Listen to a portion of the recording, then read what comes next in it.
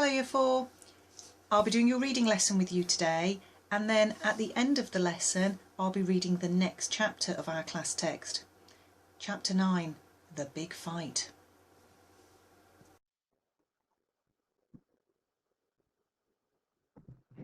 So we're still going to focus on our Viper skill of retrieve, but we're going to focus on a non-fiction text again today.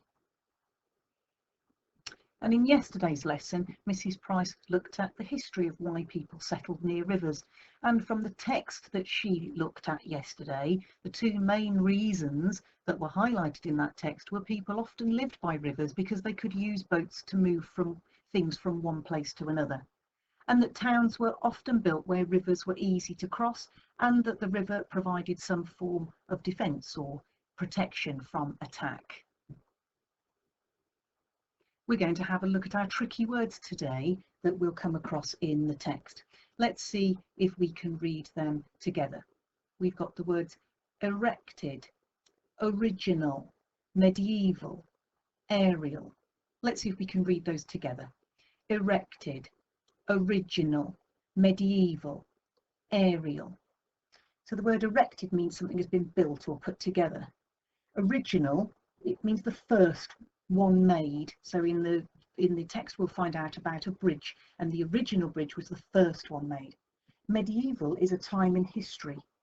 Aerial is something that happens in the air. So we'll look at an aerial photograph, and it's a photograph taken in the air. Let's have a look at this word here. What is the root word in this word? So we've got the word finally. Yes, that's right. The root word is final. So we've got the ly suffix there, finally. And then build. What could help you to spell that word from our Year 3-4 spelling list? Have a go, and then we'll carry on with our reading. So we're going to look at some of the vocabulary as well that we're going to find out about in today's text. And you'll notice that this is the vocabulary that you've been thinking about in your English lesson. And we're going to think about these features of a river here: tributary, confluence, meander, mouth. So a tributary is where a river or a stream flows into a larger river or lake. Here you can see we've got some tributaries which are flowing into this river here. Tributaries usually tend to be smaller, not always, but we can see that they are smaller little streams forming a bigger stream or lake. Confluence. Confluence is the place where a river or stream flows into another river. And here you can see that's the confluence there. It's the point where one stream or river flows into another. And meander is a bend or a curve in the river. And the mouth is where the river enters the sea or a lake. So if we look at this point here, here's the mouth. It's basically the end of the river, and it flows into a larger body of water, a sea or a lake. Can you say it, shout it, whisper it, act it? See if you can think of some actions to help you, to remind you of tributary, confluence, meander or mouth.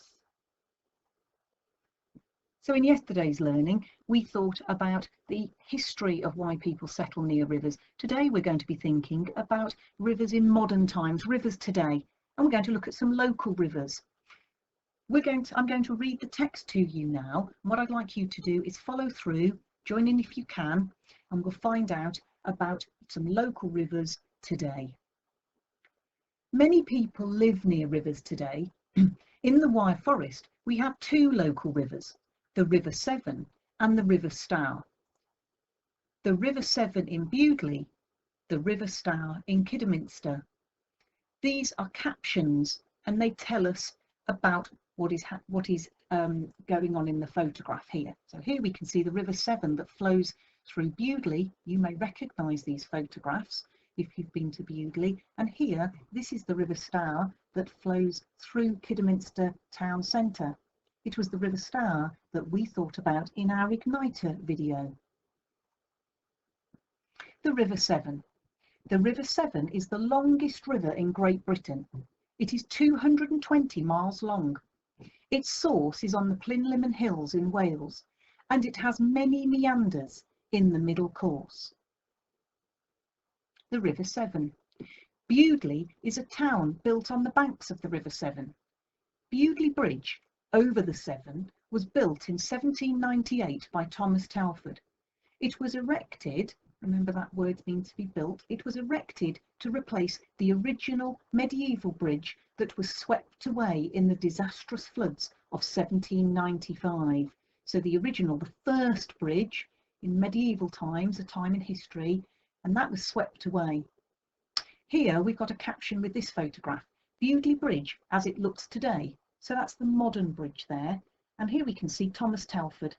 He was the man that built the bridge in 1798. Okay, we're going to do a your turn bit of the lesson now before we move on to another river. Here is a map and an aerial photograph of Bewdley. Aerial meaning the photograph has been taken from the sky, the air. Can you identify the bridge in both images? So can you see, another word for identify, can you see the bridge? Can you identify the bridge in both images, both pictures? So I'd like you to pause the video and have a look to see if you can answer this question and if there's anything else that you can see in both images. How did you get on with that? So in the map we can see that the bridge is shown here going across the river, and then here we can see that the bridge is visible from the air going across the river again. Did you spot anything else? Well, here I can see the bowling green and I can see the bowling green there. If you look very closely, you can see the church here in the middle of the town centre and the church here on the map. We're going to move on to another local river now, the River Stour. The River Stour. The River Stour is a river flowing through the counties of Worcestershire, West Midlands and Staffordshire in the West Midlands region of England.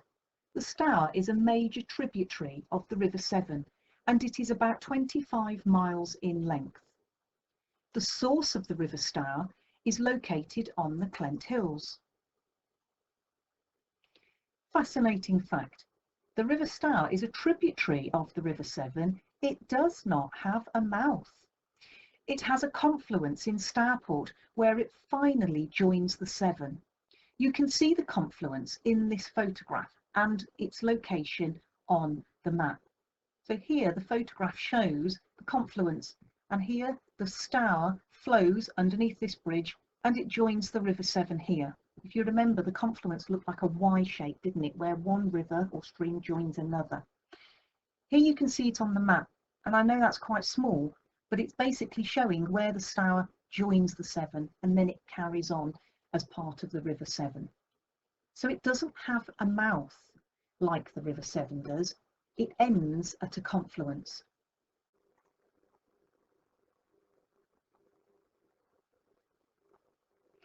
You may have noticed that in this text there are lots of names, and we can spot the names because they've got capital letters.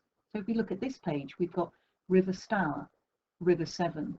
So we've got the name of a river with capital letters, and then Stourport, the name of a town. That too has a capital letter.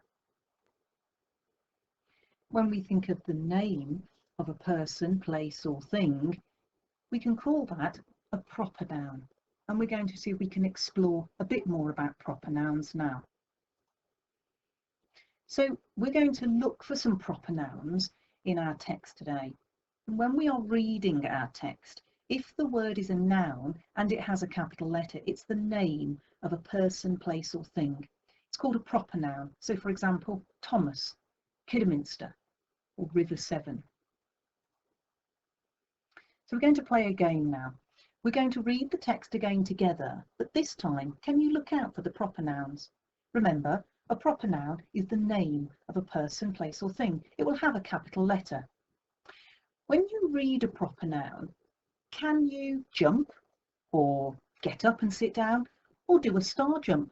Let's see how inventive you can be. So we're going to do a my turn now. So it's my turn to have a go at this. So you can just listen to the text while I read it to you. But I've highlighted the proper nouns, the names of things with capital letters, and I'm going to jump up and clap every time I read a proper noun. Okay, let's give it a go. Many people live near rivers today.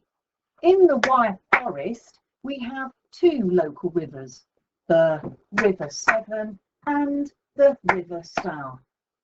The River Severn in Bewdley, the River Stour in Kidderminster.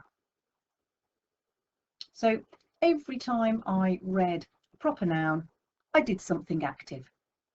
Let's see if you can have a go.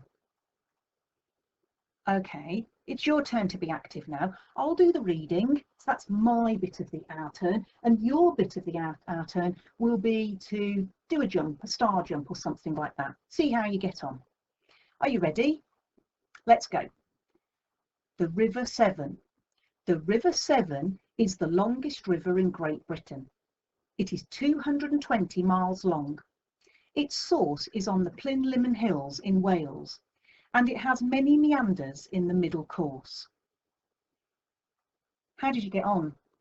Did you do some jumping or something active every time you saw a proper noun, the words that are highlighted? Let's try another page. The River Severn. Bewdley is a town built on the banks of the River Severn. Bewdley Bridge, over the Severn, was built in 1798 by Thomas Telford. It was erected to replace the original medieval bridge that was swept away in the disastrous floods of 1795. Are you ready? Bewdley Bridge as it looks today. Thomas Telford. Did you manage to jump or do something active with those proper nouns? Let's keep going. What about this page? The River Stour. The River Stour is a river flowing through the counties of Worcestershire, West Midlands and Staffordshire in the West Midlands region of England. The Stour is a major tributary of the River Severn, and it is about 25 miles in length. The source of the River Stour is located on the Clent Hills. How did you get on with that, Year 4? Did you manage to do all that jumping? Now let's try a your turn. Okay, so this page is for you to have a go. Can you spot the proper nouns on this page? I haven't highlighted them. Which words would you highlight for the proper nouns? Pause the video, see if you can spot them, and we'll look at the answers together in a moment. Did you spot these? So we have River Stour, River Severn, Stourport and Severn. Well done with that, Year 4. Now let's look at some retrieve style questions. Okay, so thinking about our retrieve Viper skill, we're going to now look at a your turn part of the lesson, and you're going to choose one river that we've thought about in our reading today. So you can either choose the River Severn or you can choose the River Stour. And when you've chosen your river, you're going to answer these questions using the text to help you. So you'll need to go back to the text of which river you've chosen and see if you can find the answers to these questions here. Now we're doing a layered approach. Now if you could remember back in school, that means that everybody is going to do Chile 1. Then Chile 2s, you're going to move on to that one as well. And then Chile 3s, you're going to have a go at doing this one too. Okay, so Chile 1s, everybody is going to do the Chile 1 challenge, and then you move on to the Chile 2 and see how far you can go with it. I wonder how far you can push yourself today. I wonder how many people can get to the Chile 3 challenge. So the Chile 1 challenge is, how long is the river? How long is your river that you've chosen? So how long is the River Severn? Or if you've chosen the River Stour, how long is the River Stour? Look back for those key words using your scanning skills that you learnt in last week's lesson and see if you can find the bit that tells you about the length of your river. And then we're going to move on to the Chile 2 challenge. Where is the source of this river? So again, look at the question, think about the key words, scanning skills, going back and finding the answer. And then can you write a fascinating fact about this river?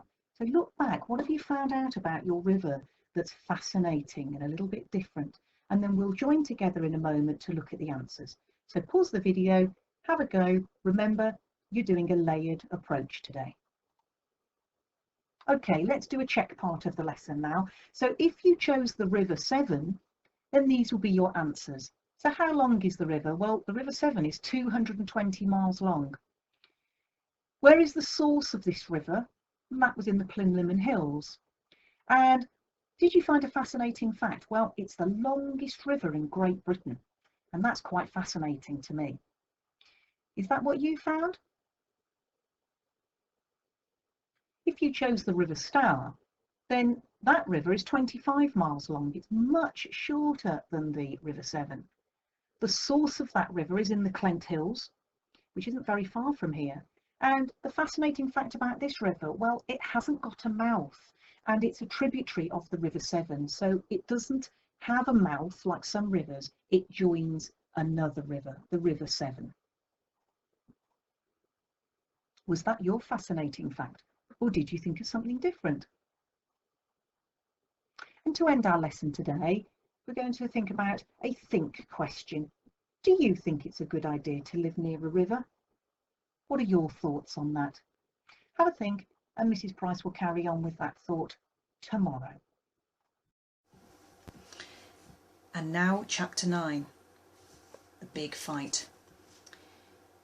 The next morning I told Josie, Michael and Tom about the unexpected adventure my mum had taken me on, and they all said they wanted to come with me next time and meet the man in the red turban with the king's heart too. None of them had ever seen the inside of a pomegranate before, so I tried to describe the colour and shapes of the seeds to them on the bus to school, but they still looked confused, so I drew them this picture on the back of my exercise book instead, and there you can see the picture of the pomegranate. I think pomegranates are now my most favourite fruit in the whole wide world.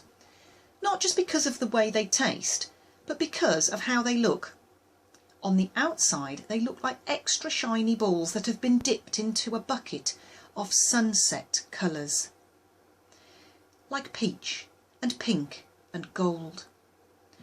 But the inside is even cooler because when you pull one open, it's like finding a million sparkling red rubies all squashed together inside a round suitcase and bursting to get out. You have to push each one out gently, Mum had said, when she had cut mine open and shown me how to pop the seeds out. See? As if you're plucking out jewels from the roof of a cave. She showed me how to peel off the skin lying between the seeds too, but I didn't like that part so much because the peelings looked a bit like old snake skin that I'd seen in a zoo once. I meant to give the pomegranate to the new boy at home time, but I was so excited that I couldn't wait until then. So as soon as the bell for first break began to ring, I hid the pomegranate under my school jumper and hurried out into the playground with it. We're not allowed to take food into the playground because we're only supposed to eat snacks in the dinner hall. But I wasn't going to eat it or make anyone else eat it, so I didn't think that counted. The new boy followed us out because he knew we were his friends now. He had stopped disappearing every break time and only went to have his seclusion during lunch times. Even Miss Hemsey had stopped coming out during first breaks and went to the staff room, which I think meant that she knew we were the new boy's friends too. Here, I said, as soon as we got into the corner of the playground, and pulling the pomegranate out from under my jumper, I held it out to him. It's for you. Josie and Michael looked at each other, and Tom looked at me, as if we all waited for the new boy to say something. But he just stared and stared, first at us and then at the pomegranate, and didn't say or do anything. I knew you should have put a sticker on it, whispered Tom, shaking his head. Then, slowly, the new boy reached out and took the pomegranate in his hands. Home, he said quietly, his lion eyes getting very big. I have home. Yes, I said, your home in Syria. I've seen it on a map. You know, map. The new boy fell quiet, and then, for the first time since we had met him, he smiled. Not a small smile, or a side smile, or even a half smile, but a real, proper smile that went from one cheek to the other. and which made his eyes smile too. He opened his mouth to say something when suddenly Brendan the bully pushed past us. "Give me that," he said, and he snatched the pomegranate from Armit's hands. "Give that back," I shouted, feeling scared and angry all at once. "Make me," sneered Brendan the bully as he turned around to face me. I don't know why, but sometimes when someone you don't like looks at you right in the eyes, they suddenly seem to grow taller and you suddenly seem to grow shorter. And when really you're both the same size. Usually it's only for a few seconds and then you grow back to your normal height again. But sometimes it goes on for so long that you wonder if you'll ever get back to the height that you used to be. This was one of those times. When Brendan the bully turned to look at me, he stared into my eyes so hard and for so long that he seemed to grow by at least 2 more inches. But I was feeling so hot and angry that I could feel my ears going red, and I didn't care. I took a step forward and tried to grab the pomegranate back. "Go on, try again," laughed Brendan the bully as he whipped it away and held it high above his head. I could feel my face getting redder and redder and my legs getting shorter and shorter as I tried to jump and snatch it back from him. Then suddenly he threw the pomegranate to Chris, who was standing behind me. Chris caught it and tossed it up and down in one hand, waiting for one of us to try to do something. Josie and Tom and Michael all lunged forward, but Chris was too quick and threw the pomegranate to Liam, who quickly threw it back to Brendan the bully. This might have carried on all break time because Brendan the bully likes playing this game and no one has ever beaten him at it. But then what happened next was so unexpected, so shocking and so fantastic that even Brendan the bully didn't know what to do. Because suddenly, with a huge roar, Amit ran straight at Brendan the bully and like an angry lion crashed into him with his head. Brendan the bully fell backwards and onto the floor, his legs swinging up into the air. We all gasped out loud, but Amit didn't stop there. He jumped on top with his face red and patchy and punched Brendan the bully as many times as he could, shouting something that none of us could understand. Someone behind us cried out, "Fight!" and everyone else in the playground ran over to watch. But, and this was the most shocking thing of all, it wasn't really a fight. You need 2 people at least to be fighting for it to be a fight, and Brendan the bully wasn't fighting back. Not at all, not even for a second. Instead, he was holding his arms over his face. Amit continued punching and roaring and shouting at him with all his might. "Break it up now," shouted a voice as the crowd parted and Mr. Irons and Mrs. Sanders came running through. But Amit wouldn't stop. He was like a machine that didn't have an off button, and he continued to punch and punch and punch just as hard and as fast as he could. "Right, young man," cried Mr. Irons, and, grabbing him by the back of the jumper, Mr. Irons lifted Amit up off Brendan the bully, whilst Mrs. Sanders pulled Brendan the bully back onto his feet. Everyone fell quiet, but I don't know if that was because we were all wondering what was going to happen next, or because none of us could believe that Brendan the bully had actually been hurt. His face was bright red and his eyes looked watery, and there were tiny stones from the playground floor stuck to the sides of his cheeks. With a horrible glint in his eye, Mr. Irons stared down at Amit and shouted, "What do you think you're doing, boy, eh?" Amit stared angrily at the floor and didn't say anything. "Who started this?" shouted Mrs. Sanders, who was so angry that she had forgotten to look over her glasses and was looking at everyone straight through them instead. I immediately pointed to Brendan the bully, and so did Tom and Josie and Michael. "Right, all of you, with me now," ordered Mrs. Sanders, dragging Brendan the bully by the arm across the playground and into the school. Mr. Irons flicked his hand and pointed towards the doors, his nose whistling louder than it had ever whistled before.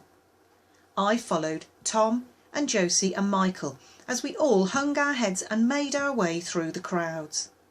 Everyone stared at us, and then stared at Ahmet.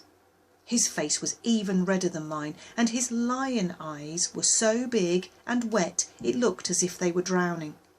He wiped away an angry tear and looked back over his shoulder.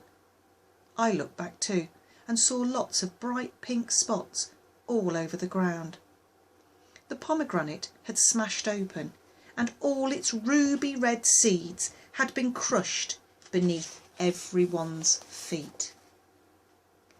After we told Mrs. Sanders all about what had happened, she gave me 50 lines to do for taking the pomegranate out onto the playground, and said that Ahmet and Brendan the bully had to write lines every night for the rest of the week with Mr. Irons. We tried to tell her and Mrs. Khan that the fight wasn't Ahmet's fault, and that sometimes hitting someone when they're being horrible and taking something that's yours away from you can make you feel 100 times better than just telling a teacher ever would, even 1,000,000 times better. But they just shook their heads and said that Ahmet should never have hit Brendan the bully. We didn't say anything after that, because sometimes you can tell when grown-ups won't listen to you anymore.